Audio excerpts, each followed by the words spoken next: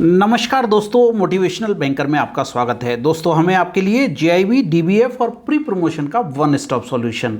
Friends, ये video हम जुलाई और अगस्त 2021 में जो आरबीआई की गाइडलाइंस चेंज होने की वजह से जो बैंकिंग में चेंज हुए हैं उस पे बेस्ड ये वीडियो हम बना रहे हैं।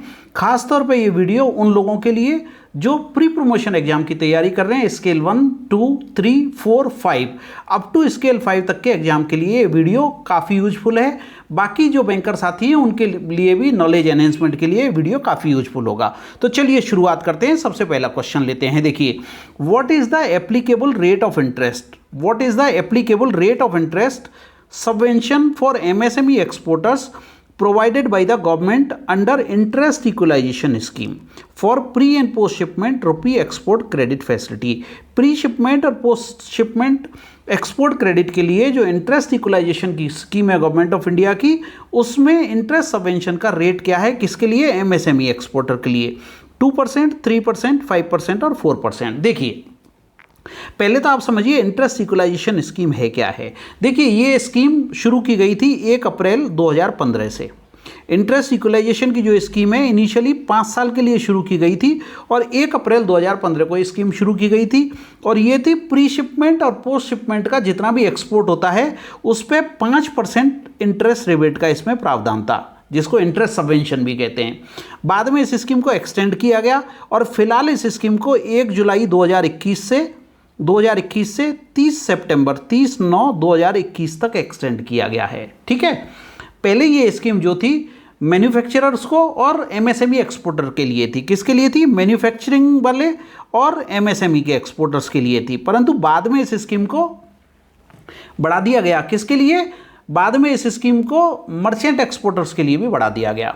ठीक है, अब देखिए, एमएसएमई के जो एक्सपोर्टर हैं उनको तो अभी इसमें 5% रिबेट का प्रोविजन है और बाकी जो लार्ज एक्सपोर्टर हैं या जो मर्चेंट एक्सपोर्टर हैं उनको अभी इसमें 3% का इंटरेस्ट सबवेंशन का प्रोविजन है। तो ये सबवेंशन कब तक मिलेगा? 30 सितंबर 2021 तक। इतनी सारी जानकारी अगर आपके पास होगी तो आपका इससे रिलेटेड कोई भी क्वेश्चन गलत नहीं होगा। अब देखिए, क्वेश्चन में पूछा आपको एमएसएमई एक्सपोर्टर्स के लिए, तो एमएसएमई एक्सपोर्टर का जैसे मैंने बताया आंसर है आपका 5%। तो इंटरेस्ट सबवेंशन कितना मिलेगा एमएसएमई एक्सपोर्टर को सितंबर तक? ये मिलेगा 5%। तो आंसर आपके सामने है, 5% is the right answer. Okay, चलिए फिर दूसरा सवाल ले लेते हैं। अगला क्वेश्चन देखिए, अगला क्वेश्चन क्या कहता है? As per the latest RBI guidelines, if a term deposit account matured and left unclaimed with the bank, the rate of interest applicable on these deposit is. देखिए, एक एफडी बनाई किसी कस्टमर ने, एक कस्टमर ने एफडी बनाई और वो मैच्योर हो गई। समझिए, मैच्योर होने के बाद उसने पैसा विड्रॉ नहीं किया और ये अनक्लेम डिपॉजिट में पड़ा हुआ है। तो अब ऐसे जो एफडी है उस पर इंटरेस्ट क्या मिलेगा? पहले आरबीआई का प्रोविजन था कि इस पर सेविंग का इंटरेस्ट रेट मिलेगा, परंतु अभी आरबीआई का कहना है कि सेविंग का इंटरेस्ट या जो कॉन्ट्रैक्टेड रेट है, इस एफडी पे जो कॉन्ट्रैक्टेड रेट था, ठीक है, समझिए एफडी पे कॉन्ट्रैक्टेड रेट था 5% और सेविंग का इंटरेस्ट है 3%। तो दोनों में से जो भी कम होगा वो मिलेगा, तो 3% इंटरेस्ट मिलेगा। तो prevailing saving deposit rate of the bank नहीं, ये पहले था। कॉन्ट्रैक्टेड एफडी रेट, ये भी गलत है। Interest as applicable to saving account और the contracted rate of the interest on the mature term deposit, which ever is higher, नहीं हायर नहीं, विच एवर इज लोअर। तो दोनों में से जो भी कम होगा वो मिलेगा। ये आरबीआई ने अभी रिसेंटली गाइडलाइन इशू की है। तो आंसर आ गया आपका D, interest as applicable to saving account और contracted rate of interest of FD which ever is lower. तो आंसर क्या आ गया आपका? आंसर आ गया आपका डी। ओके, चलिए ये क्लियर हो गया। तो अब हम अगला सवाल लेते हैं। क्वेश्चन नंबर 3 हमारा क्या कहता है? देखिए, RBI has made a composite reserve bank of India digital payment index. देखिए, आरबीआई ने अभी डिजिटल पेमेंट इंडेक्स बनाया है डीपीआई, ठीक है, और ये कंपोजिट बनाया है आरबीआई के साथ। तो ये क्या हो गया? RBI DPI. ठीक है, ये डिजिटल पेमेंट इंडेक्स है। आरबीआई ने ये डिजिटल पेमेंट इंडेक्स बनाया है जिसका बेस ईयर क्या रखा है? With this base year to capture the extent of digitalization of payment across the country. जो ये डिजिटल पेमेंट इंडेक्स बनाया है इसमें बेस ईयर क्या रखा है, ये क्वेश्चन पूछा गया है। तो मार्च 16, मार्च 18, मार्च 19 और none of the above.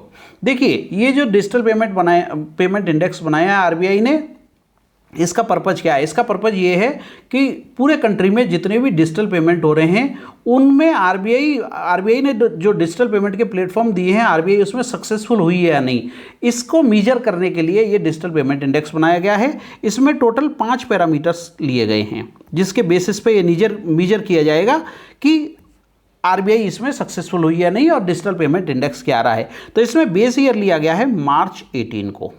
Okay, तो आंसर क्या आ गया आपका? बी, मार्च 18 करेक्ट है। चलिए अगला सवाल ले लेते हैं। अगला क्वेश्चन देखिए, आंसर आ गया आपका मार्च 18। अगला क्वेश्चन ले लेते हैं। अगला क्वेश्चन लेने से पहले मित्रों मैं आपको बता देता हूं, हमारी प्री प्रमोशन की वीडियो लाइब्रेरी, क्लर्क से ऑफिसर के लिए अलग वीडियो लाइब्रेरी है, clerk to officer separate video library है, और ऑफिसर में स्केल 1, 2, 3, 4 और 5, 4 to 5 की भी जो तैयारी कर रहे हैं हमारे मित्र, उनके लिए हमने खास तौर पे आरबीआई की गाइडलाइंस पे बेस्ड क्वेश्चन तैयार किए हैं जो काफ़ी यूजफुल हैं। तो इस वीडियो लाइब्रेरी में आपको कंप्लीट कंटेंट मिलेगा। देखिए जितना जल्दी आप इस कंटेंट को सब्सक्राइब करेंगे उतना ही ज़्यादा आपको फ़ायदा मिलेगा। 1 साल तक आपकी वीडियो लाइब्रेरी ये वैलिड रहेगी, और जितना जल्दी इनरोल कर लेंगे उतना जल्दी फ़ायदा मिलेगा, क्योंकि आपको टाइम भी ज़्यादा मिलेगा पढ़ने के लिए। तो एक बार ज़रूर मोटिवेशनल बैंकर की साइट www.motivationalbanker.com को विजिट जरूर कर लें। ओके फ्रेंड्स, चलिए अगला क्वेश्चन ले लेते हैं हम। क्वेश्चन नंबर 4 देखिए हमारा क्या कहता है। Schedule commercial banks will be allowed to deduct the amount equivalent to credit disburse to new MSME borrowers from their NDTL for calculation of CRR. देखिए आरबीआई ने बहुत बढ़िया काम किया है कि एमएसएमई को बढ़ावा देने के लिए आरबीआई ने बैंकों को कहा है कि आपके सीआरआर कैलकुलेशन के लिए जो एनडीटीएल लगता है उसमें से हम इसको माइनस कर देंगे। Commercial bank will be allowed to deduct the amount of equivalent to credit disburse to new MSME borrowers. Okay, for the purpose of this exemption the following condition should satisfy. Conditions क्या हैं देखिए। New MSME borrower का मतलब क्या है? ऐसा borrower जिसने 1 जनवरी 2021 तक कोई लोन नहीं लिया हो, वो न्यू की कैटेगरी में आएगा। दूसरा, the exemption will be available only to 25 lakh per borrower. 25 lakh तक का लोन अगर उसने लिया है तो वो इस कैटेगरी में आएगा, एमएसएमई बोरोवर यानी माइक्रो वाला आएगा। आप ध्यान रखिए, loan should have been disburse up to the fortnight ending December 21। 1 जनवरी के बाद लिया और 31 दिसंबर से पहले उसने लोन ले लिया है तो वो इसमें कंसिडर किया जाएगा for a period of 1 year from the date of origination of the loan और tenure of the loan which ever is earlier. तो आंसर क्या आ गया आपका? All of the above. देखिए ये 3 कंडीशंस उसकी सेटिस्फाई होनी चाहिए। इसका कारण क्या है? आरबीआई चाहती है कि एमएसएमई बोरोवर्स, खास तौर पे माइक्रो एंटरप्राइजेज के जो बोरोवर्स हैं उनको इसका फ़ायदा मिलना चाहिए, क्योंकि कोविड की वजह से उन्हीं को सबसे ज़्यादा इफेक्ट हुआ है। तो आरबीआई ने बोला है कि आपके एनडीटीएल में से हम इस अमाउंट को 25 लाख पर बोरोवर से ज़्यादा नहीं होना चाहिए, उसको डिडक्ट कर देंगे। तो आपको सीआरआर भी कम मेंटेन करना पड़ेगा, तो बैंकों को भी फ़ायदा है। और आरबीआई का मकसद इसके पीछे क्या है? आरबीआई का मकसद ये है कि इकोनॉमी में जो लोग पिछड़ गए हैं कोविड की वजह से, उनको इसका फ़ायदा मिले। ठीक है फ्रेंड्स, चलिए फिर अगला क्वेश्चन ले लेते हैं। क्वेश्चन नंबर 5 देखिए हमारा क्या कहता है। RBI has recently authorise non payment system providers PSPs जैसे PPI issuer, card networker, white label ATM operator, इनको अलाउ किया है to participate in RBI operated centralise payment system CPS, जिसको हम आरटीजीएस एनईएफटी भी कहते हैं। तो इनको अलाउ किया आरटीजीएस एनईएफटी में पार्टिसिपेट करने के लिए एज डायरेक्ट मेंबर।